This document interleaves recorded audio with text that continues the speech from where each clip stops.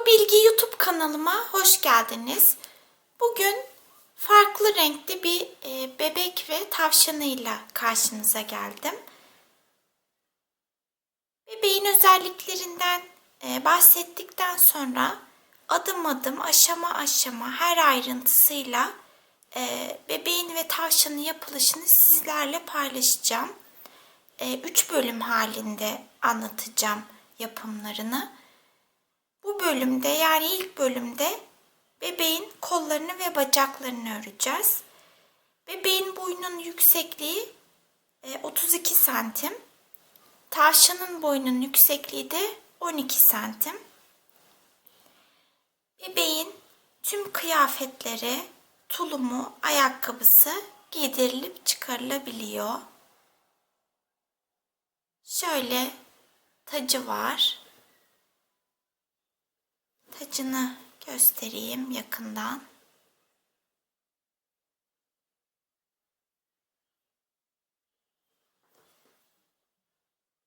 Saçları şu şekilde.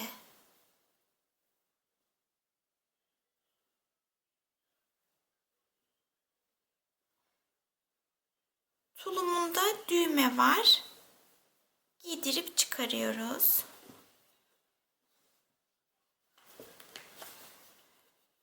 Ayakkabıları da şu şekilde.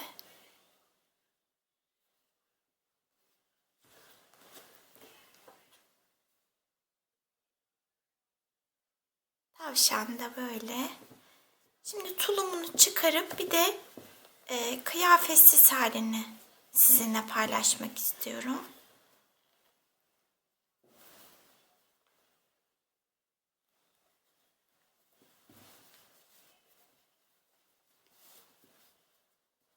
Kollarında ve gövdesinde tel kullandım. Bacaklarında kullanmadım.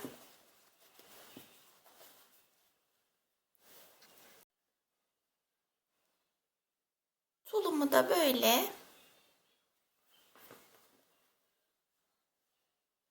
Bebeğin kıyafetsiz hali bu şekilde.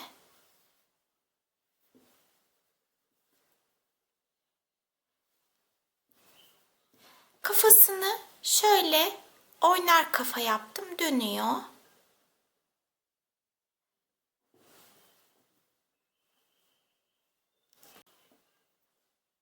Kullandığım tüm materyalleri, ipleri, telin yüksekliğini, gözlerin büyüklüğünü videonun altında, videoların açıklama kısmında yazıyorum. Ayrıca bebeklerin yapımını anlatırken de video içerisinde sizinle paylaşıyorum. 50 gramlık ipler kullandım. Her renkte 50 gramlık ip yeterli oldu, fakat saçta 50 gramlık ip yeterli olmadı. İkinci yumaktan da kullandım. O yüzden saç için 2 tane ip ya da 100 gramlık ip temin etseniz de olur. Bebek ve tavşanla ilgili söyleyeceklerim bu kadar. Sizlerden desteklerinizi rica ediyorum. Kanalıma abone olup yorum ve beğenilerinizi eksik etmezseniz çok mutlu olurum. Ayrıca katıl butonunu aktifleştirdim. Birinci seviye üyelik için sembolik bir rakam belirledim. Üye olursanız sevinirim. Dilerseniz bebeğimizin kol ve bacak yapımına geçelim. Keyifli örgüler. Önce kolları örmekle başlayacağız. Kolların ikisi de aynı. Ben birini ördüm şöyle. İçine elyafla doldurmadım. Diğerini birlikte öreceğiz. Ten rengi olarak Gazal Baby Coton'u kullandım. Renk kodu 3469. Tığımın numarası da 2 numara.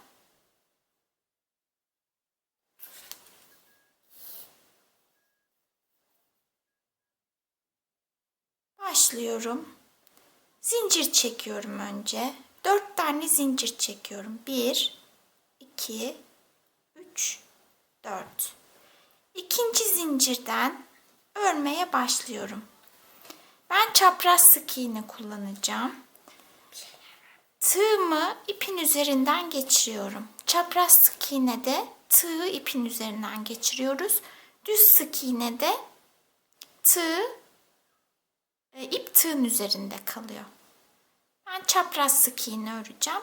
Arttırma yapacağım. Yani ilk ilmeğime 2 tane sık iğne örüyorum. Arttırma yapmak demek bir ilmeğe çift batmak demek. Bir arttırma yaptım. İlk zincir, ikinci zincirime. Bir sık iğne örüyorum üçüncü zincirime. Dördüncü zincirime yani son zincirime 3 sık iğne öreceğim. 1 2 üçüncüyü şöyle karşıya geçerek örüyorum. Ve 3. Burada 2 zincirim kaldı. Karşıda. Bunların üzerine de 2 sık iğne örüyorum. 1 2.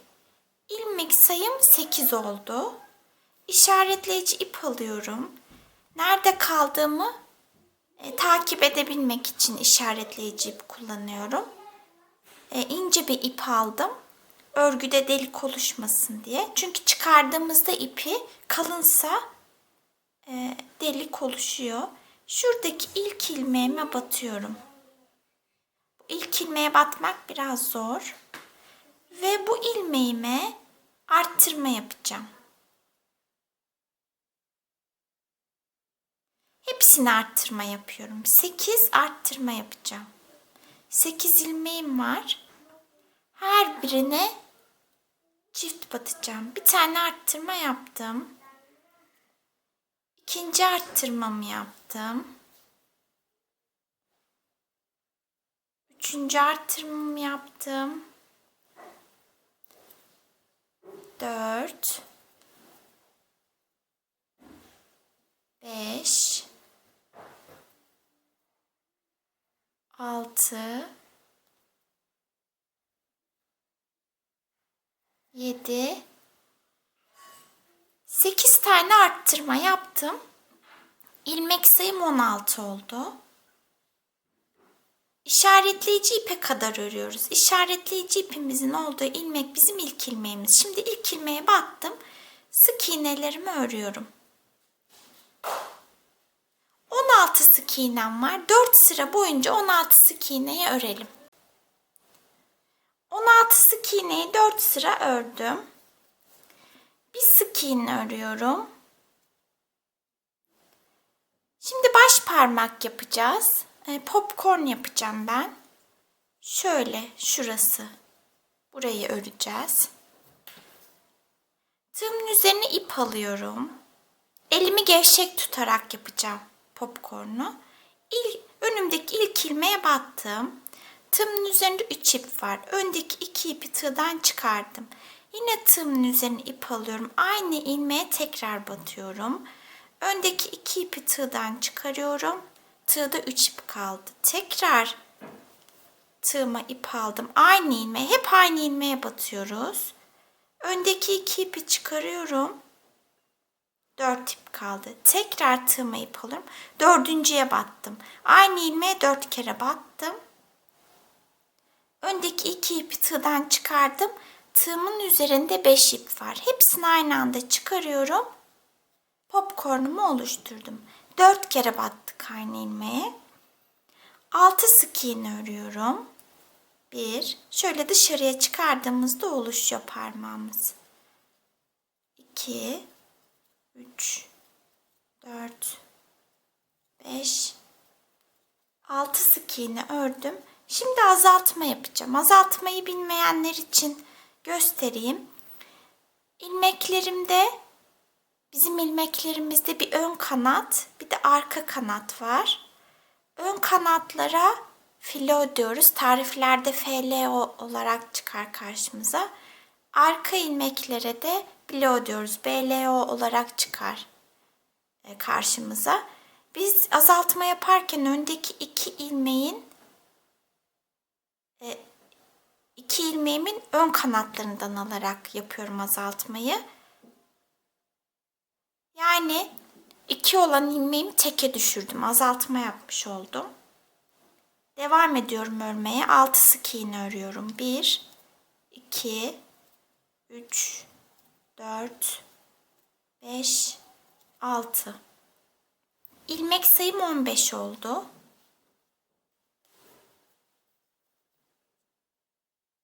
Bir sık iğne örüyorum. Bir azaltma yapıyorum.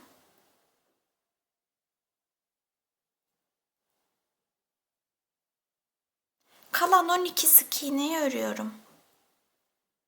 1, 2, 3, 4, 5, 6, 7, 8, 9, 10, 11, 12. İlmek sayım 14 oldu. 2 sık iğne örüyorum. 1, 2, bir azaltma yapıyorum.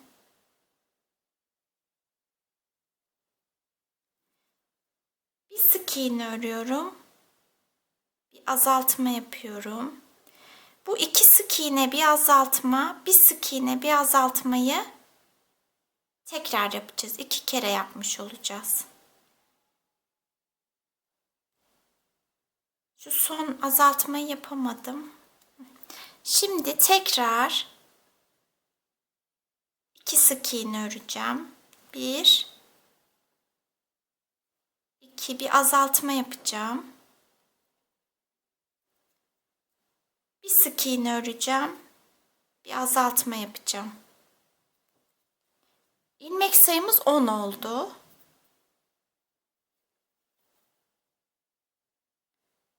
Bir sıra 10 sık iğneyi örüyoruz. 1, 2, 3, 4, 5, 6, 7, 8, 9, 10. 2 sık iğne örüyorum. 1, 2, bir arttırma yapıyorum. Bunu 3 kere tekrarlayacağım. 2 sık iğne bir arttırmayı. 1, 2 sık iğne bir arttırma. 2 kere yaptım. Bir kere daha örüyorum. 1, 2 sık iğne bir arttırma. Bir tane ilmeğim kaldı. Onu da örüyorum, bir sık iğneyi. İlmek sayım 13 oldu. 13 sık iğneyi artık kol boyunca öreceğiz şöyle. 19 sıra örelim 13 sık iğneyi. Sonra kolumuz bitiyor. 13 sık iğneyi 19 sıra boyunca ördüm. Bir zincir çekip ipimi kesiyorum.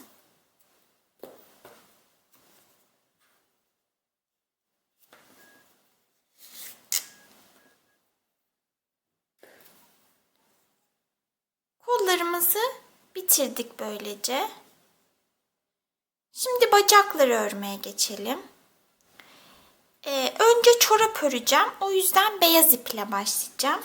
Beyaz ipimde Gazal Baby Koton'un renk kodu 34-32.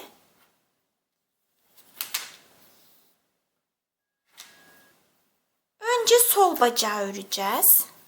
Bacakları elyafla dolduracağız.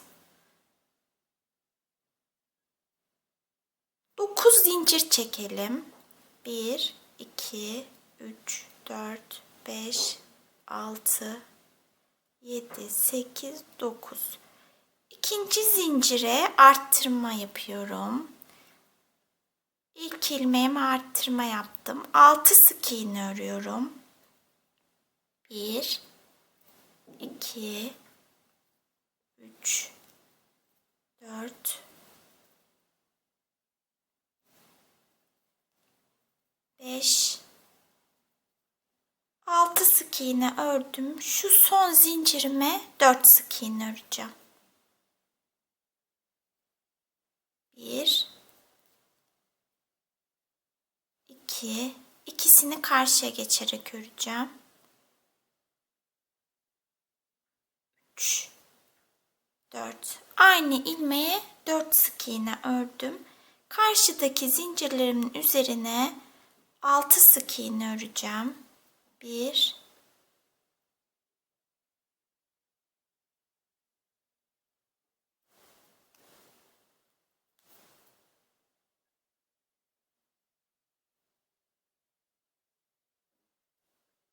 2, 3, 4,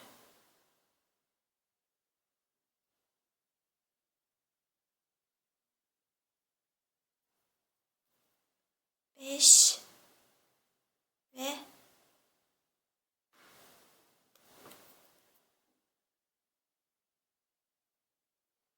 6 sık iğne ördüm. Bir tane zincirim kaldı şurada. Ona arttırma yapıyorum. İlmek sayım 22 oldu.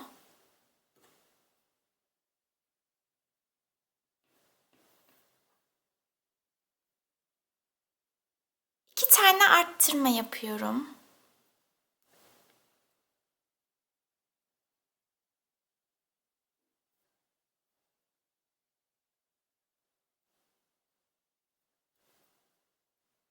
Bir tane arttırma yaptım.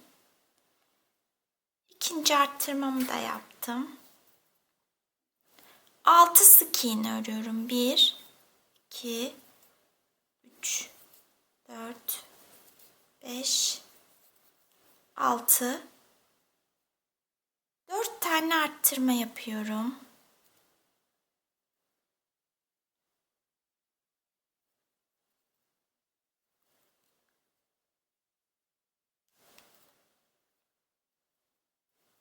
Bir,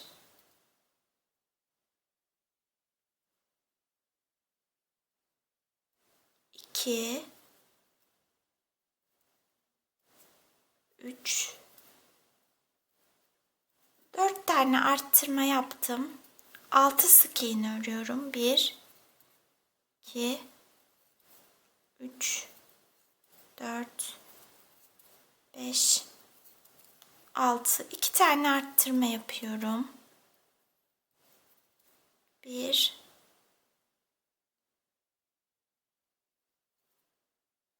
2 arttırma yaptım. İlmek sayım 30 oldu.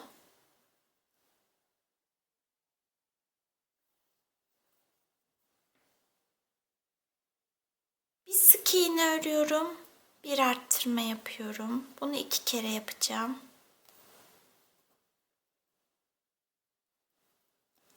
Bir sık iğne, bir arttırmayı bir kere yaptım. Bir sık iğne, bir arttırma.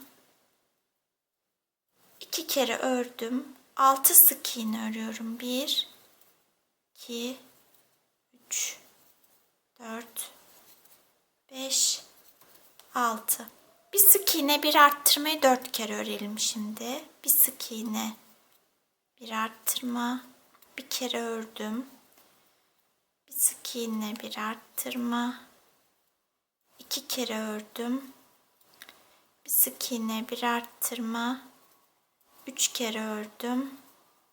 Bir sık iğne, bir arttırmayı 4 kere ördüm. 6 sık iğne örüyorum. 1, 2, 3, 4, 5, 6.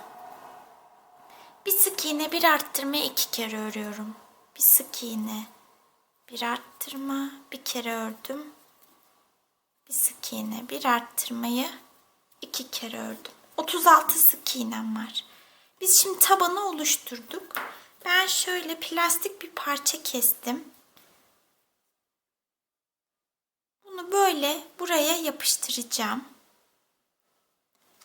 Ama şöyle biraz iç tarafta olsun. Yani biraz daha küçük olsun tabandan. Bunu biraz ben enini kısaltacağım, keseceğim. Şimdi yapıştırmayalım. Bu tabandan biraz küçük plastik parça keselim. Dondurma kabından kestim. 36 sık iğneyi bu sıra biloğdan örelim. Şöyle arka ilmeklerden. Şu ön ilmeklerden değil, arka ilmeklerden örelim. Biloğdan örelim bir sıra 36 sık iğneyi. Sonra bunu şöyle örgünün ters tarafına yapıştıracağız. 36 sık iğneyi biloğdan bir sıra ördüm. Şimdi bunu çıkaralım, yapıştıracağız çünkü tabanı. Şöyle. Biloğdan ördüğüm sıraya şuraya yapıştırmayacağım. Tabanı ördüğüm kısma yapıştıracağım. Şöyle ortalayacağım.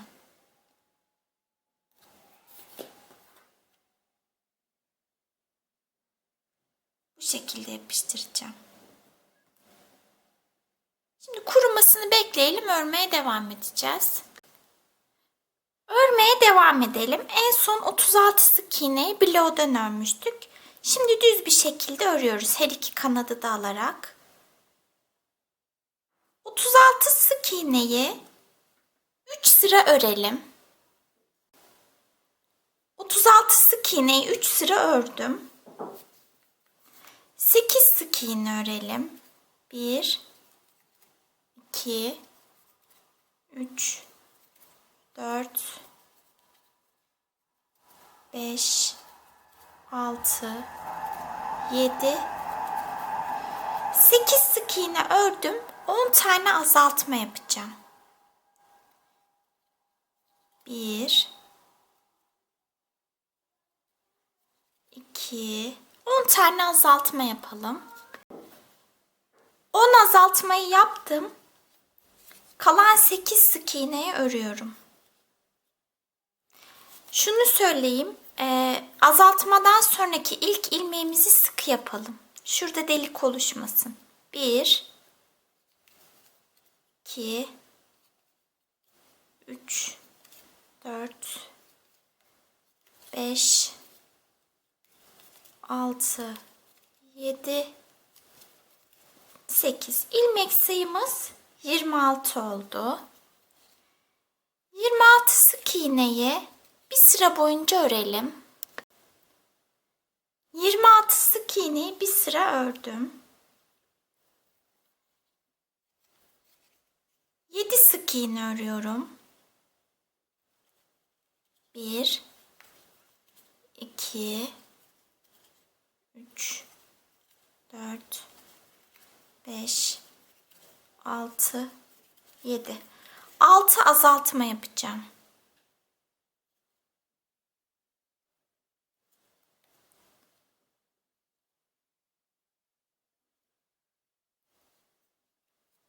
Bir,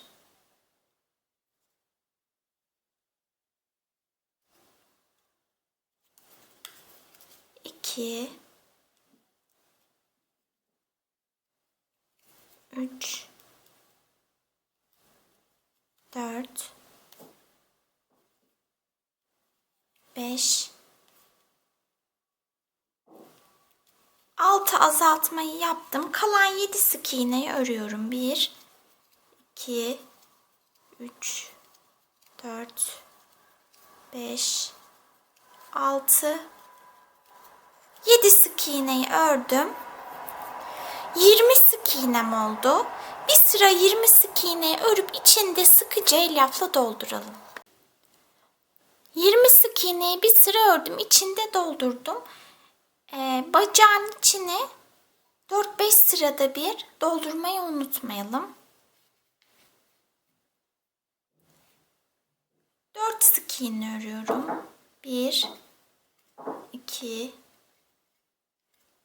3 4 sık iğne, bir azaltma yapıyorum.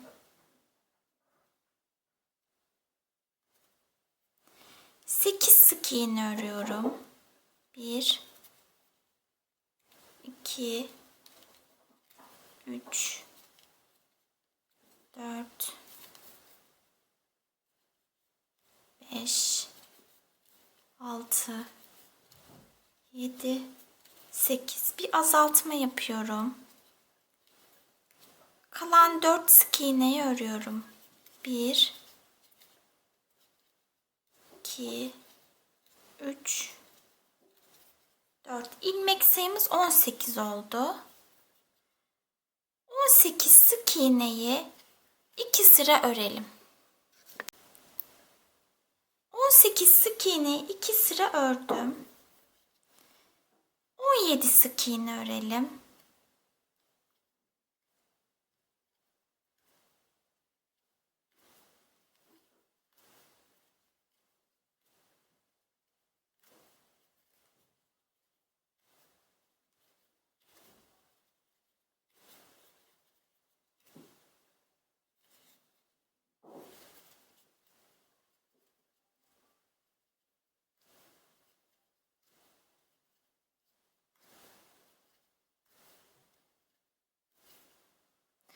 17 sık iğneyi ördüm. Bir ilmeğim kaldı. Ona arttırma yapıyorum. İlmek sayım 19 oldu. Şimdi ip değiştireceğim. Ten rengine geçeceğim. Başta biraz uzun ip bırakıyorum. Bu ten rengi ipimi beyaz iplerin arasından geçireceğim. 19 sık iğnemiz var. Bu sırada 19 sık iğneyi arka ilmeklerden öreceğiz. Şöyle. Bilow'dan örüyoruz. Bir sıra bilow'dan 19 sık iğneyi örelim. Bilow'dan bir sıra 19 sık iğneyi ördüm. Bilow'dan ördüğümüz için şöyle kısa çizgiler kaldı. Bunlar filo. Oralara şimdi çorabın kenarlarını yapacağız. O yüzden şu beyaz ipimi biraz uzun kesiyorum.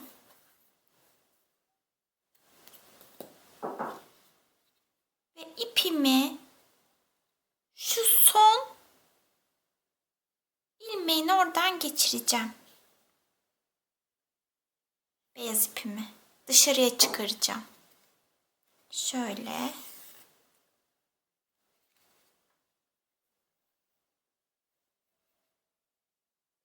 Kaydırmalar yapacağım.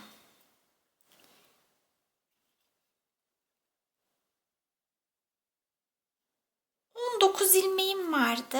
Şöyle kaydırma yapıyorum.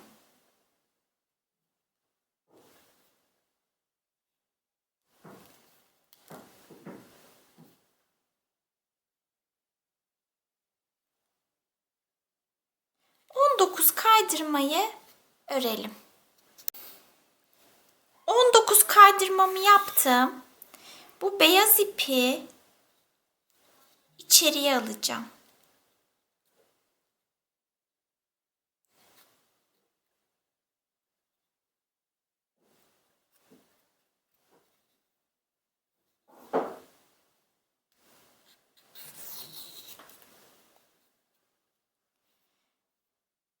Ten rengi bağlarken başta şöyle biraz uzun ip bırakmıştık.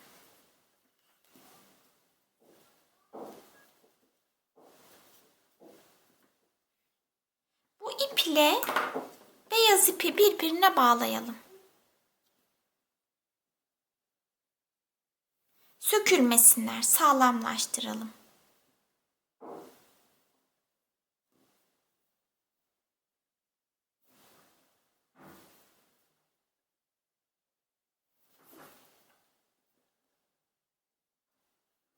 Bu ipleri artık kesebiliriz.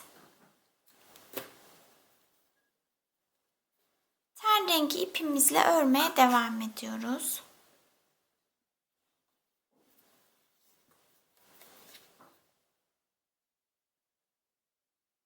İlk ilmeğime batıyorum. 1 2 3, 4, 5, 18 sık iğne öreceğiz.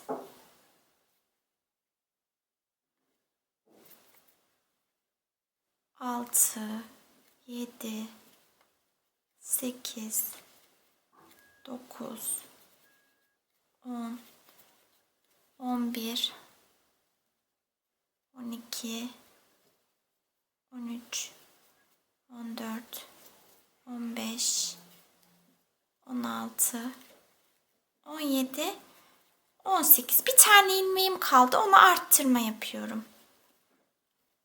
20 sık iğnemiz oldu. Bir sıra 20 sık iğneyi örelim. İçini de dolduralım. 20 sık iğneyi bir sıra ördüm. 19 sık iğne örelim. 19 sık iğneyi ördüm. Bir ilmeğim kaldı. Ona arttırma yapıyorum. İlmek sayım 21 oldu. Bir sıra 21 sık iğneyi örelim. Bir sıra 21 sık iğneyi ördüm. 3 sık iğne örelim. 1, 2, 3. Bir tane arttırma yapıyorum. 10 sık iğne örelim.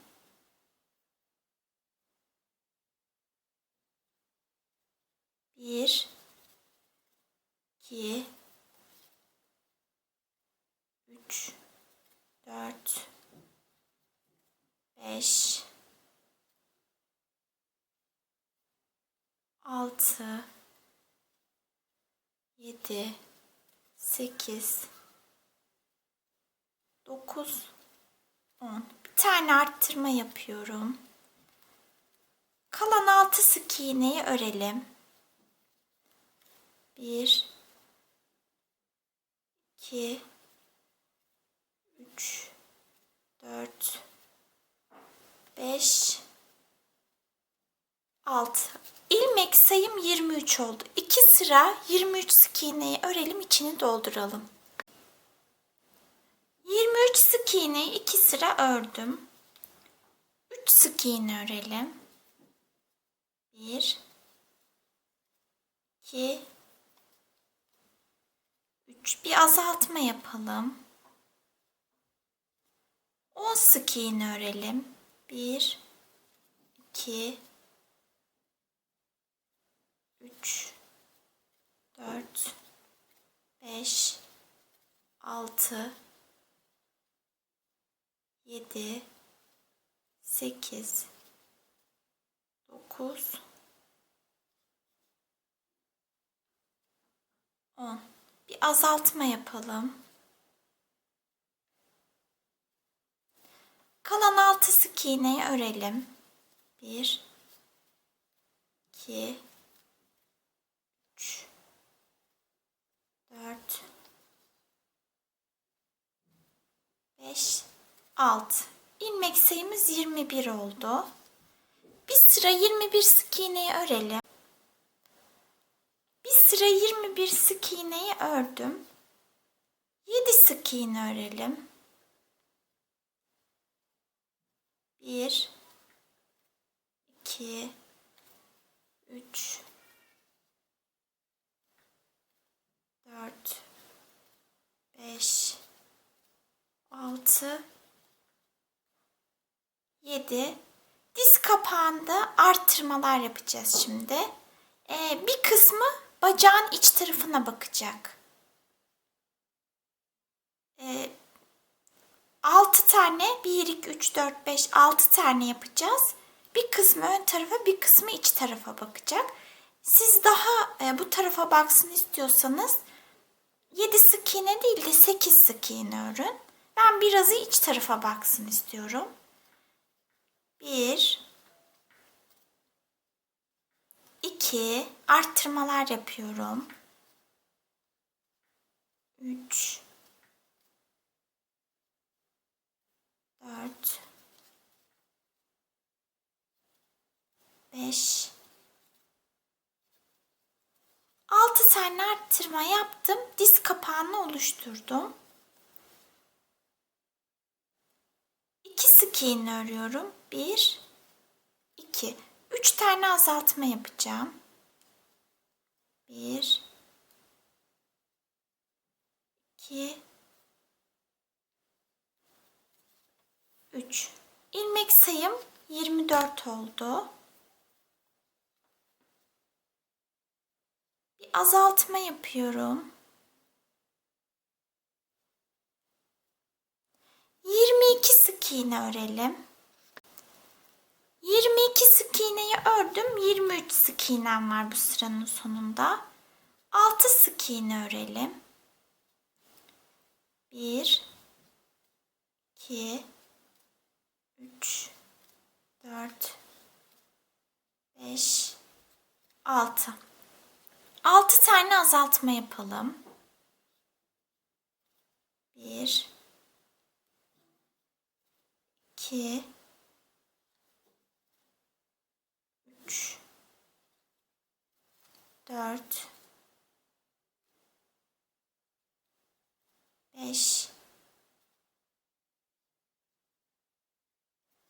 6 tane azaltma yaptım. 3 sık iğne örüyorum. 1 2 3. 2 tane ilmeğim kaldı. Onları arttırma yapıyorum. 1 2 tane arttırma yaptım. İlmek sayım 19 oldu. 3 sık iğne örelim. 1 2 3. Bir tane arttırma yapıyorum. 8 sık iğne örelim. 1 2 3 4 5 6 7 8. Bir tane arttırma yapalım. 6 sık iğne örelim. 1 2 3 4 5 6 sık iğneyi ördüm. İlmek sayım 21 oldu. Şimdi 2 sıra boyunca 21 sık iğneyi örelim, içini dolduralım. 21 sık iğneyi 2 sıra ördüm. Şimdi 20 sık iğne örelim. 20 sık iğneyi ördüm. Bir tane ilmeğim kaldı. Onu arttırma yapıyorum.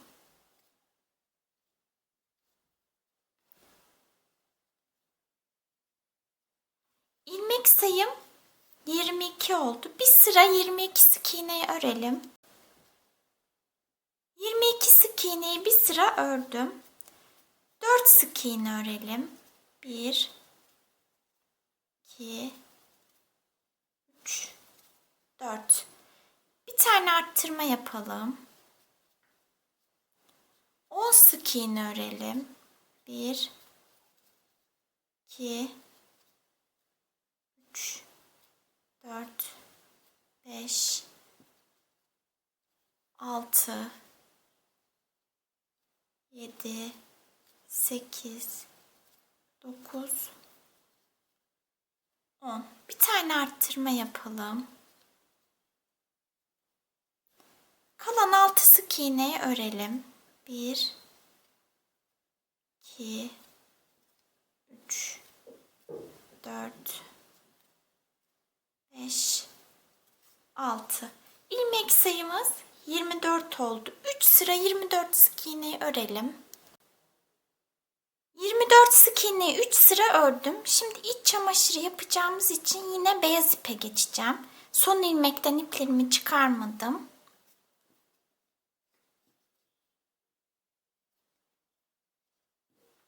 İki sırada beyaz iple 24 sık iğne örelim.